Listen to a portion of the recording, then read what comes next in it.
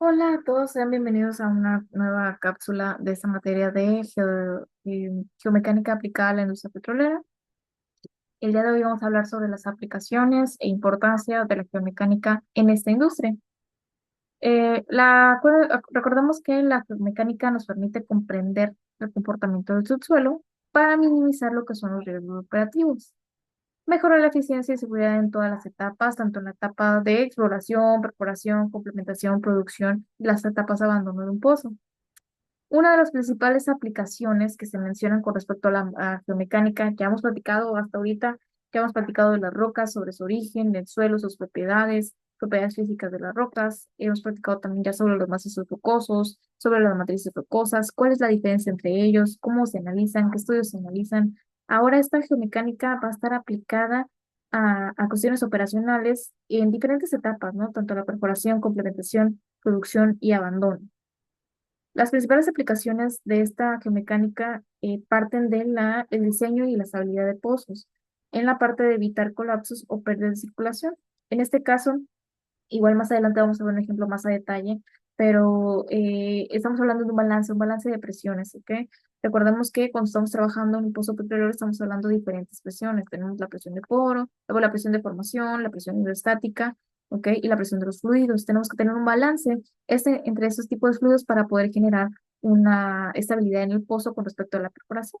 Ejemplo, aquí tenemos una imagen, puse una imagen aquí representativa de esto en donde se observa justamente zonas donde tenemos un sobrebalance, un balance y un subbalance, en donde estamos balanceando lo que es que la presión pH, que es la presión hidrostática, que es la presión que ejerce la columna de fluido sobre las rocas del subsuelo, y la presión de formación. La presión de formación es aquella presión en las cuales está contenido la formación rocosa, ¿no? Que se las recuerda.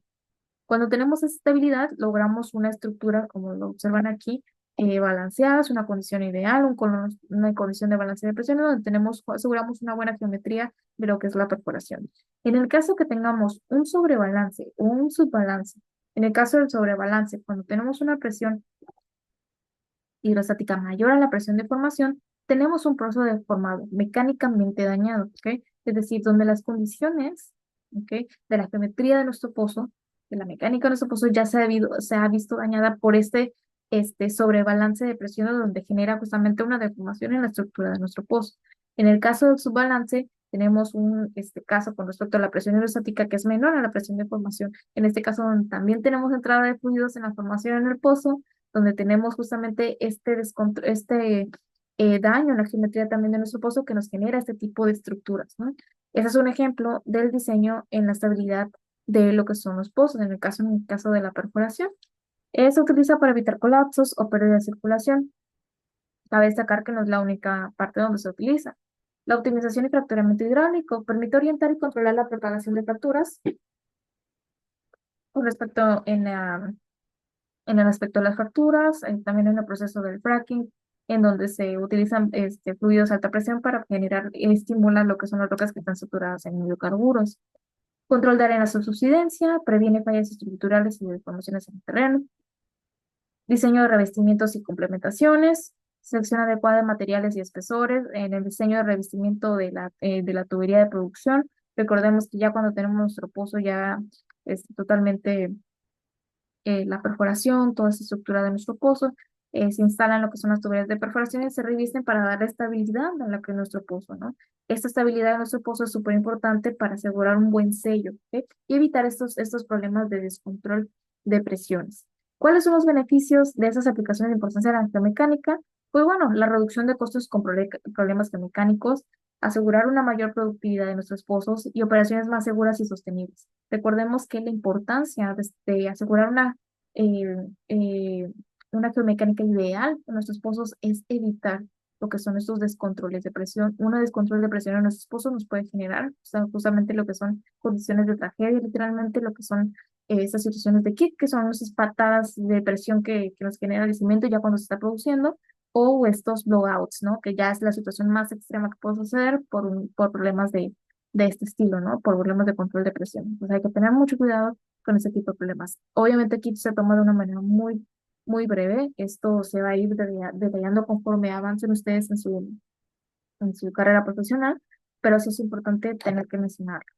Los parámetros del yacimiento que se utilizan, que se analizan para esta geomecánica son los siguientes. La información acerca del yacimiento es obtenida a través de programas de evaluación y formación del yacimiento, tales como núcleos, pruebas, registros geofísicos y registros de recorrelación, que son aquellos pruebas que nos brindan toda esta información.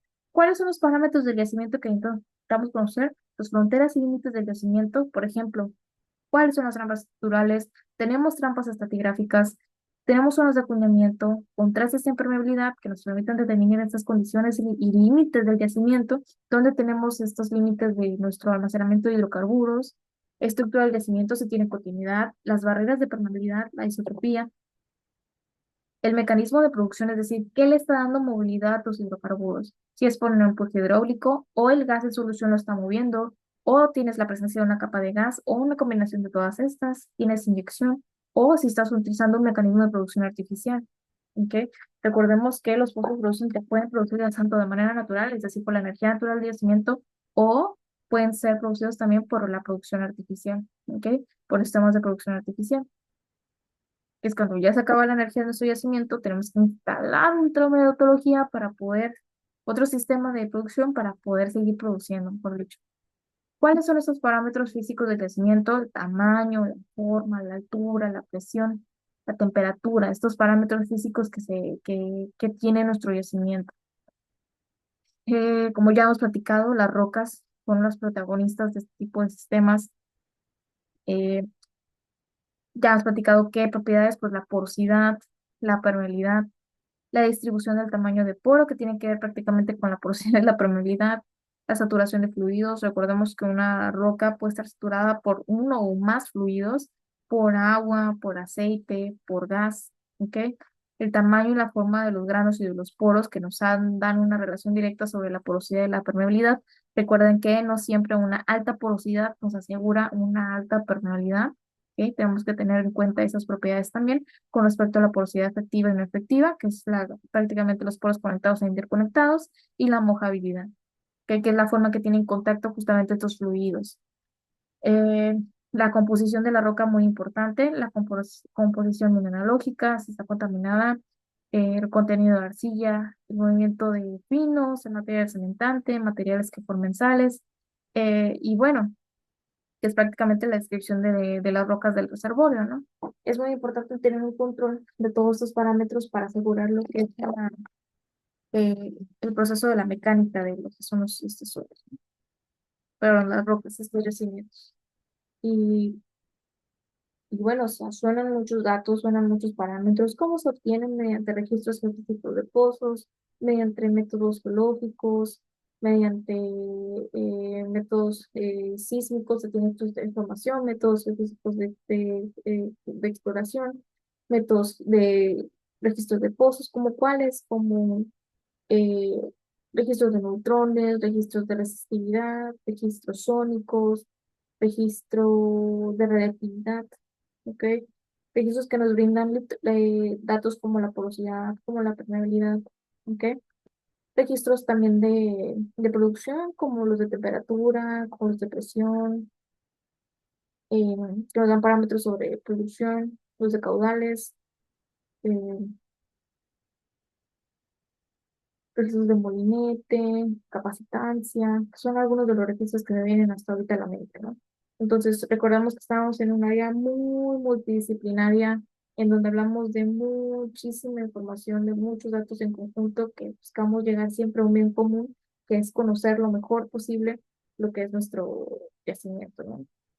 Esa es la parte más importante de toda esta información que hemos visto hasta ahora. Y bueno, ¿qué viene? Pues viene a platicar sobre este modelado. ¿Qué hacemos con los datos ya que tenemos de nuestra geodinámica, geomecánica en el yacimiento, ¿no? ¿Qué hacemos con la geología? ¿Qué hacemos con los datos de la geofísica? ¿Qué hacemos con los datos estructurales? Pues vamos a ver qué se puede realizar, que es parte de estos temas de los modelados. Y bueno, espero que les haya gustado esta cápsula. Nos vemos en la siguiente.